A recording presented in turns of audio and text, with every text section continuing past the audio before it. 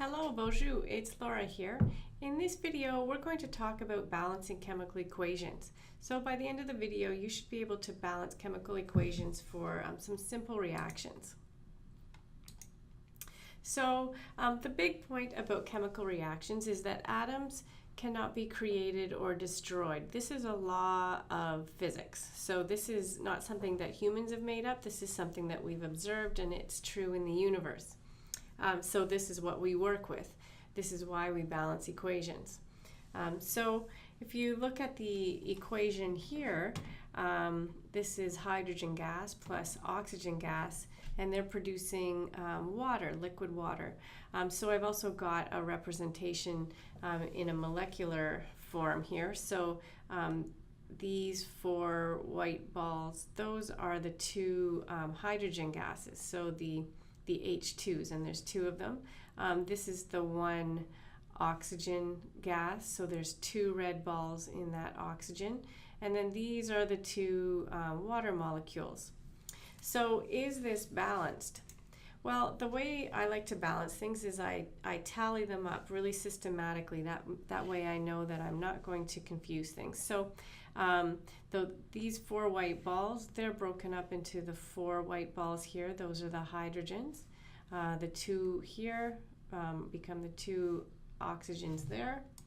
And so that's the reactants, and then here's the products. So notice, even though these water molecules look different than our products, in our reactants, we've actually got four hydrogens and two oxygens. So they've been rearranged, but none of the atoms have been created or destroyed. So that's what we have to think about when we go to balancing other equations. So look at this equation here. Is this balanced? So here we've got carbon's solid reacting with oxygen gas, and then it's producing carbon dioxide gas. So is this balanced? So let's tally this. So in our reactants, we've got one carbon here. Remember that if there isn't anything written in front of the carbon, that means there's one. There's an understood one. So there's one carbon. And then in the oxygens, there's two.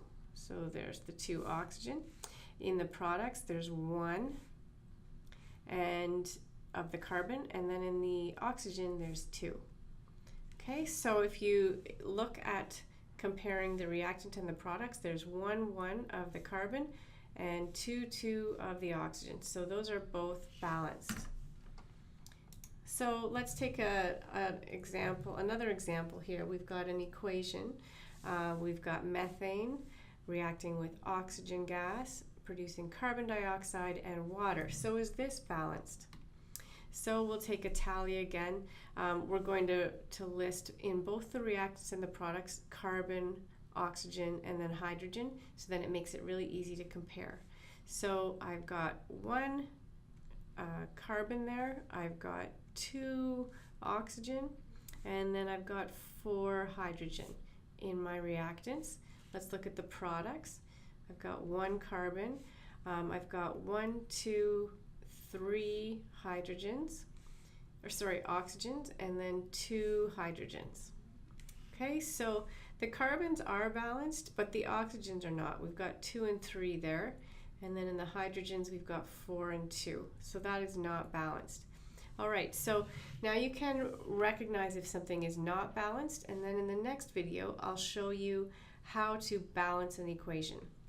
Okay, very well done, miigwech.